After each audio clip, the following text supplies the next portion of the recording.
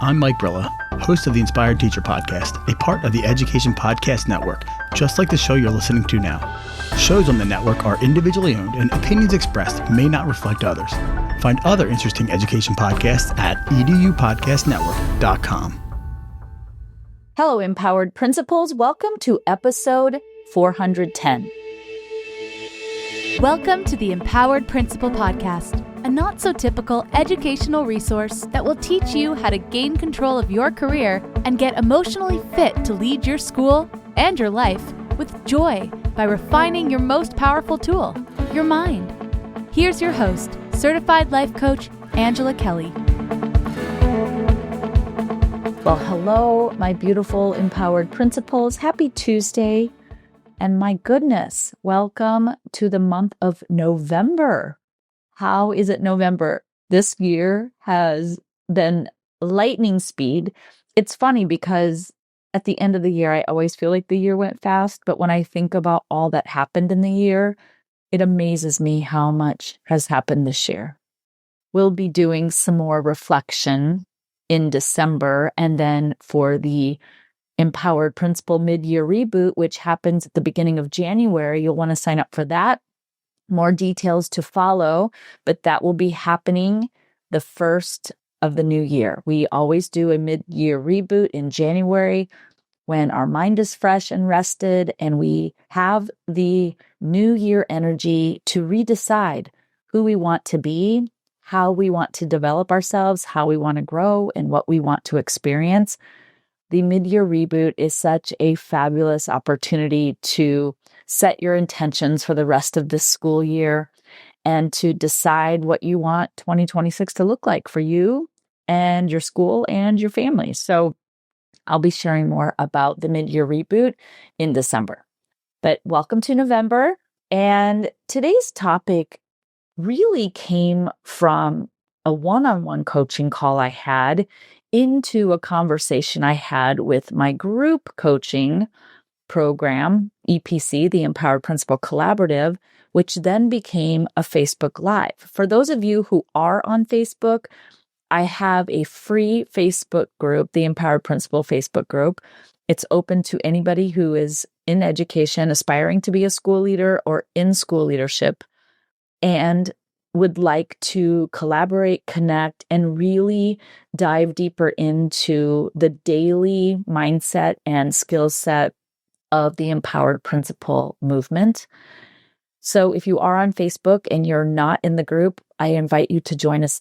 I am doing a Facebook Live 365 Facebook challenge where I jump on live every single day for 365 days to just connect with you, to see how you're doing, to provide insights, value, what's going on in my life personally, professionally, what's going on in the world of the Empowered Principal.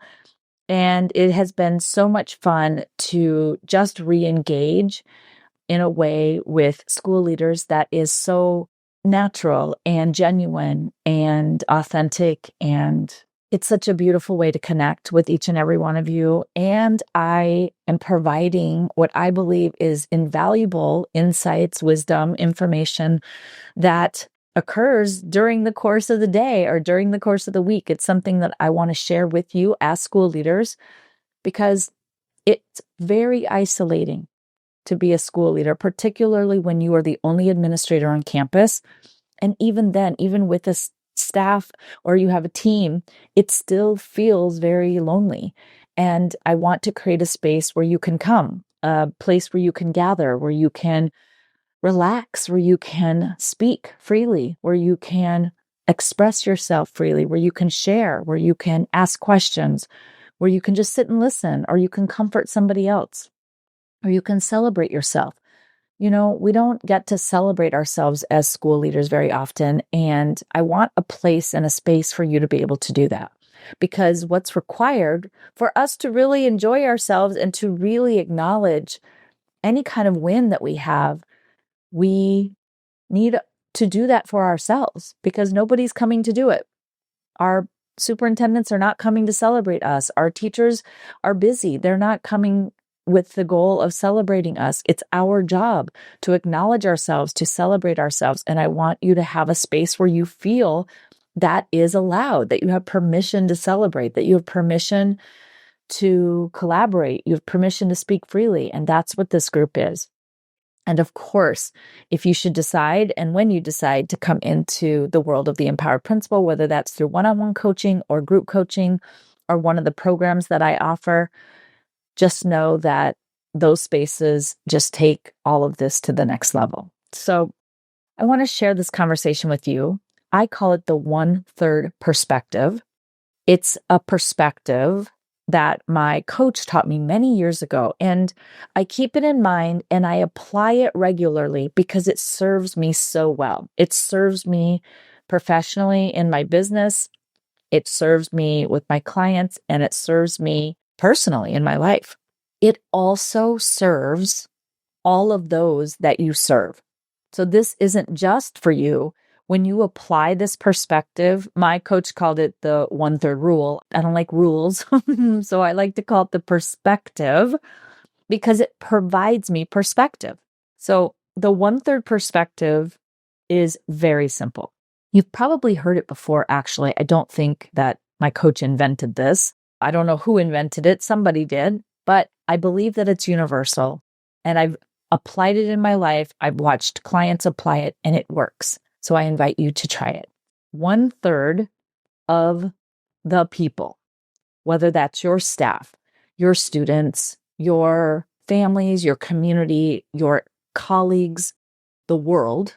I like to think of it as the world.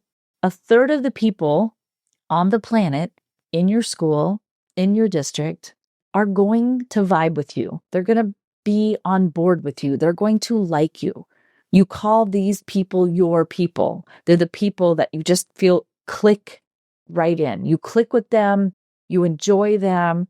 These people support you. They love you. They care about you. They rally for you. You feel in sync with them. You feel good when you're around them. You have aligned values. You have aligned visions. And it's like you're just in the same lane, floating down the same river, going in the same direction. Easy peasy. Then you have 1/3 that in the very big picture, if you're thinking about 1/3 of the people on the planet, these people aren't even aware of you. There are so many billions of people on this planet, and many, many, many, many, many of them, probably more than 1/3, will never know our existence. They will never really know us. They're not even aware of us. But if you bring it into the context of your life and the people you do know and the people that are aware of you, so the people who are at school or the people in your social circles or your family or your community, your district, that kind of thing, these people, this 1/3 of the people, and this is all in relation to you, right? So 1/3 of the people you know are going to like you, 1/3 of the people that you know and are in your sphere, these are people who I define as neutral. They don't love or hate you. They're just more focused on themselves, their work, their lives. They're kind of in their lane doing their thing. They're not out rallying for you, but they're not out hating on you. They're just doing what they need to do, regardless of who the principal is at their school. They're getting up and doing their job and focusing on their kids and teaching. They're complying. They're doing what needs to be done and what they're asked to do as employees. But they're not expressing explicit approval or disapproval. So they're kind of the neutral crowd. And you can probably think of people on your campus who are like that. They're pleasant, they're cordial, they're professional, but they're not big ralliers. They're not people you would want to hang out with 24/7, but you don't dislike them either. You could visit with them at a cocktail party or, at the staff meeting or a staff, gathering. You could go to a happy hour with them and they would be lovely to talk with. And you might learn something amazing about them. And maybe they become your people. But they're currently neutral. And then, the other 1/3. These are the people who do not agree with you, do not approve of you, do not support you, do not like you. You say go, they say stop. You tell them your hair is blonde, they say no, it actually is strawberry blonde, right? They just have a little opinion, have a little resistance, have something different to offer in every case. They will agree to disagree. They will blame, complain, they might argue, they might point out your faults and mistakes. It feels like these people are on the planet to cause you pain and suffering and frustration. These are people that really get under your skin. They trigger you.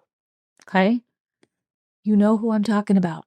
You know who I'm talking about with your people. You know who I'm talking about, the neutrals, and you know who I'm talking about with those who get your goat. And here's how we tend to approach this.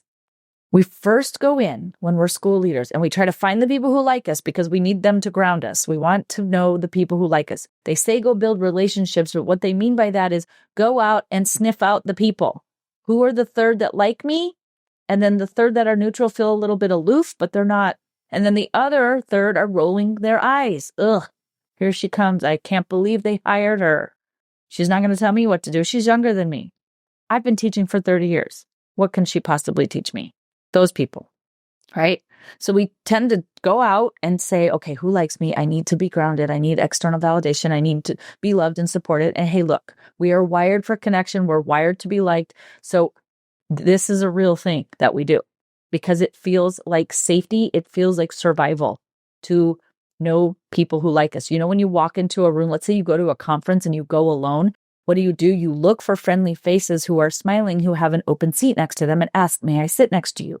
Because it builds a connection and it creates a feeling of safety and some trust.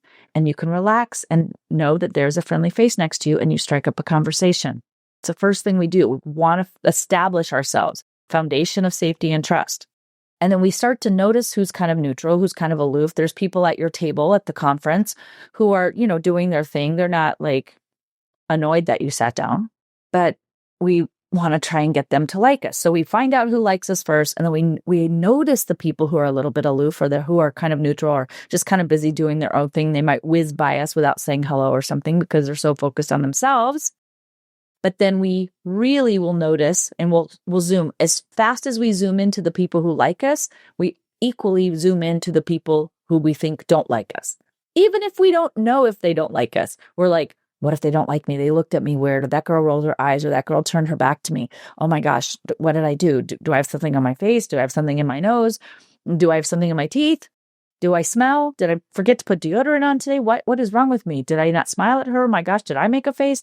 And we are so caught up in what we did to upset them and why they don't like us. And we're already thinking about what can we do to get them to like us.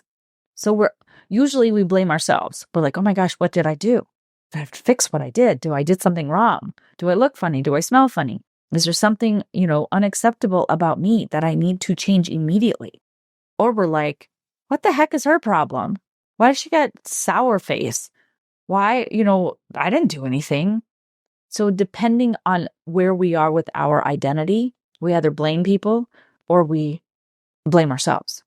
When we feel that someone who doesn't like us has done something or said something that trigger us, what we will do is go and rally. So like, did you see that face that she made? Or did you hear they said this about me? We want to bring in the troops that like us, the third that like us. We rally them all around us, gather the wagons, and lick our wounds. And then in that group, we will either blame the other people for not liking us and for what they did and what they said. Meanwhile, we're not liking them. FYI. We're in the middle of doing the exact thing that they did to us or similar. So we're blaming them, or we feel very victim to their behaviors, helplessness, and which is still a form of blame. Or we're like, oh my gosh, that's feedback that I've done something wrong, that something is wrong with me. We blame ourselves. We try to figure out how to get them back on our team. And the harder we try, the more they resist, because they don't want to be coerced into liking something they don't like, or believing something they don't believe, or standing for something they don't value, or engaging in a practice they don't find valuable. And many of us leaders will get lured into the chase, chasing them for their likes and approvals and their friendship and their thumbs up. I mean, I've done it. I've observed clients doing it. I've seen my colleagues engaging in it. The desire to be liked is so compelling that we almost don't notice when we're doing it.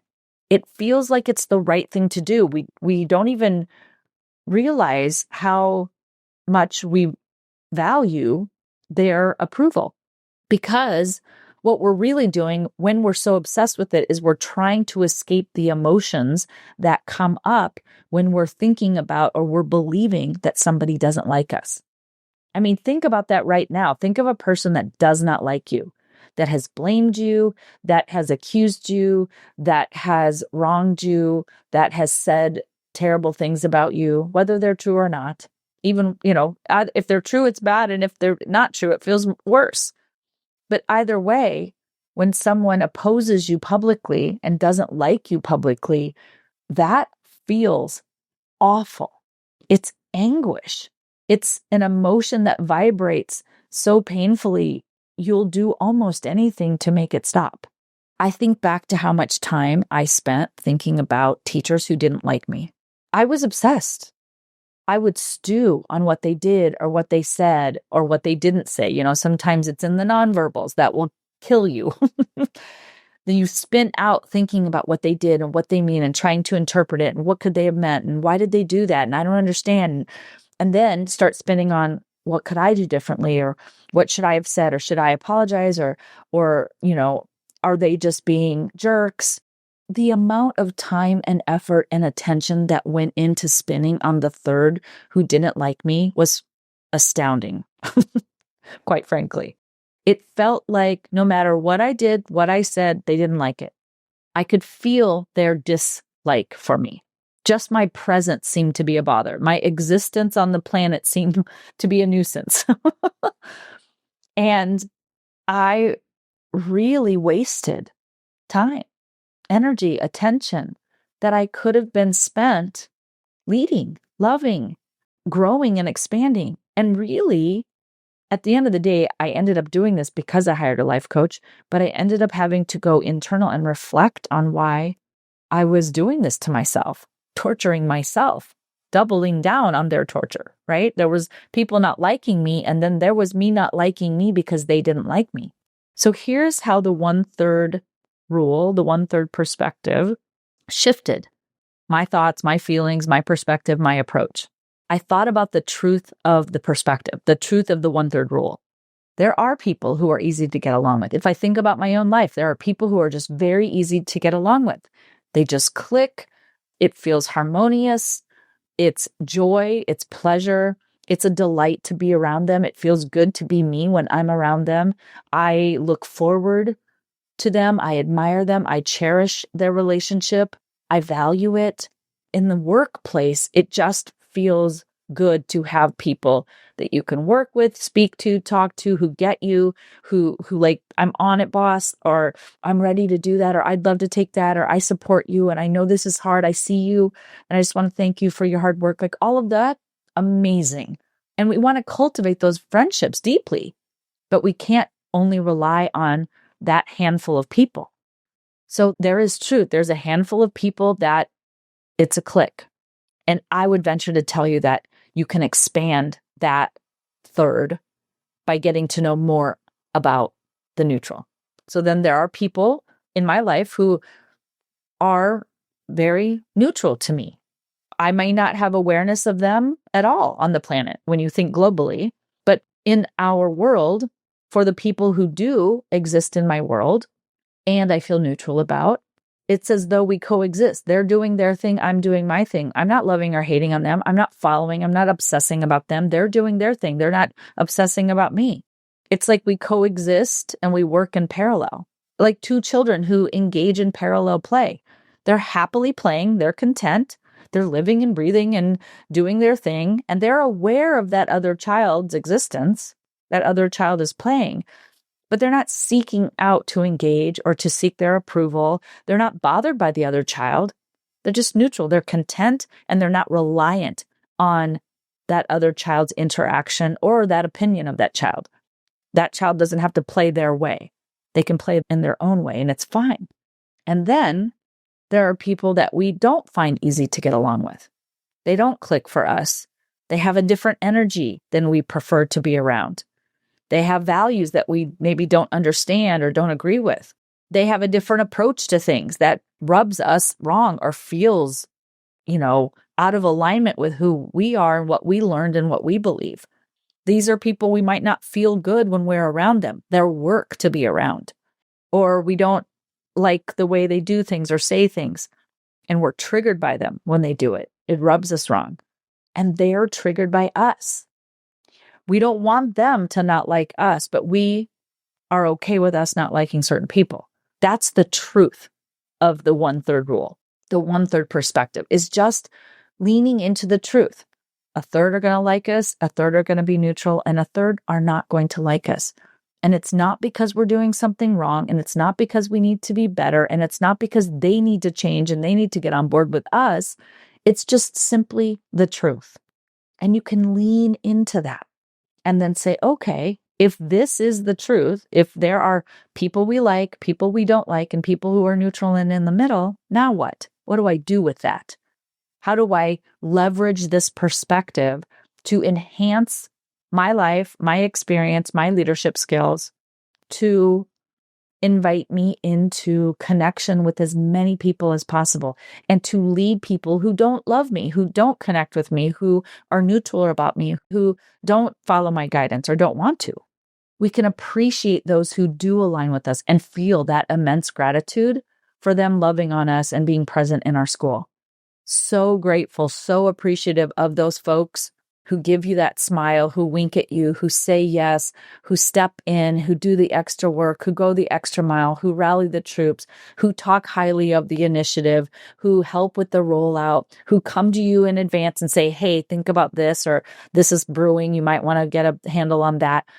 Just be so grateful for those people and take time to acknowledge them and let them know how much you enjoy their presence, their support, their collaboration. Don't forget about acknowledging them. Sometimes we take them for granted. We don't want to do that. We don't want to spend more time chasing the other people and getting them to like us than we take time to appreciate those who already do like us, who are already in alignment with us. But we can also acknowledge and appreciate those who are independent and focused on their own work. We can be so grateful as leaders that those people are just doing their job. They're not actively out creating conflict or disruption. We can connect with them, learn more about them, and hey, maybe they're going to become more of our own people. But even if they stay neutral, we can acknowledge them, appreciate them, validate the work that they're doing, validate their independence, validate that they're not out creating conflict and disruption, and just appreciate that. Because really, that group is also your people. They're just doing it at an independent level. They're not needing to cheerlead you on. They're not needing it for themselves, or they're not needing to do it for you. They're just out doing, out living, out teaching. They're doing their thing, okay? And for the people who don't like us, we can also seek to understand ourselves because of them. And we can seek to understand them. Having that contrast, having people who don't like us, is what helps us to hone in on what we value. It helps us refine our vision. Maybe there's some holes in our vision that we want to refine. And it also helps us stay true to what we believe in, our values, our philosophy, our principles of leadership and of our lives. It's okay to have contrast. It's okay to have polarity. It's okay to have difference of opinions in our schools, in our campuses, in our lives. The people that don't like us or people that we don't like, they are curriculum. It's an invitation for us as leaders to expand ourselves, for us to understand why they trigger us below the surface. So we can list out, here's the 10 reasons why I don't like this person. Here's all the things they do and all the things they say. And I don't like the way they smell, and I don't like the way their face looks, and I don't like the way they roll their eyes. But why? Why does it bother you? Go below the surface. You can see them as a mirror into the internal work that you can do, and not do this work because you're not good enough or you're incompetent or you're not doing enough. None of the worthiness work, that's separate. There's a difference. This work is about choosing to do the internal work because you want to grow. You want to expand your capacity. You want to evolve yourself. You want to learn about these triggers so you can release them so that they're no longer triggers because you see them for what they are. Oh, when people roll their eyes at me, it bothers me so bad because my older sister used to do that. And I used to think she was such a witch, you know? So rude to roll your eyes. My mother taught me it was rude to roll your eyes. Like, why does eye rolling bother you? Why does somebody speaking up bother you? I can remember, personal example, and this could be a whole separate podcast, which I'll probably do, but I was so sensitive to feedback. I did not like getting any negative feedback. I used to, oh my gosh, if a parent said something or a colleague or, gosh forbid, a superior, I would be so devastated that I wasn't good enough, did something wrong, needed to fix it right away, or I'd be so resistant to it because I was tired of people telling me what I did wrong. And I just wanted to live and breathe. And why can't I just be the way I am? I had to do a lot of internal work on the purpose of feedback, how I defined feedback, what I made it mean, how I interpreted it. And I would dismiss it if it came from somebody. I was like, oh, well, you're just complaining, or you're just blaming, or you're not taking responsibility. It tended to be people like when I was a principal, it was like the teachers were just complaining versus giving me solid feedback or looking for the truth in their feedback or validating it at the very least. So I had to do the work on how I interpreted feedback, what I was making it mean, how I defined it, the purpose of it, the value of it. And when I started doing that, then feedback started not being a big deal for me because I released it as a trigger. It was no longer a trigger. It was actually an invitation in. And it's not that I no longer felt the feels of feedback, but I felt them in the form of the truth of them or the discernment that it wasn't feedback that I was going to leverage. Like somebody says, well, you should cut your hair. Oh, I should? Oh my gosh. Do I run and cut my hair? Maybe I'm like, yeah, you're right. I look in the mirror, like, whoa, it's been a few months. I got so busy with work. I haven't had a haircut. Yeah, I need to get my highlights done, or I need to get a blowout and go out and feel amazing and look great. Or maybe it's like, no, I don't want to get my hair cut. I like my hair long, or I like my hair this color. Or I like this style. So it invites you in to, do I want to take this feedback or do I not want to take the feedback? And it's really when I started working with a life coach, I had no awareness. I was completely reacting. I had no idea of the third, the 1/3 perspective, the 1/3 rule that she taught me. It released me from so much, from trying to get everybody to like me. And when I was coaching my one-on-one client, she goes, but isn't that our goal, to try and get more people on board? And I said to her, your goal is to lead them in spite of them not liking you, even when they don't approve or agree with you or like you. It's learning how to sell them on the value of the vision. It's not about them liking you so that they'll be on board.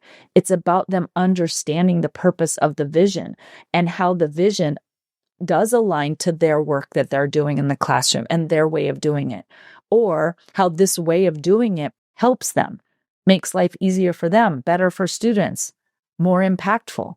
There has to be value in it.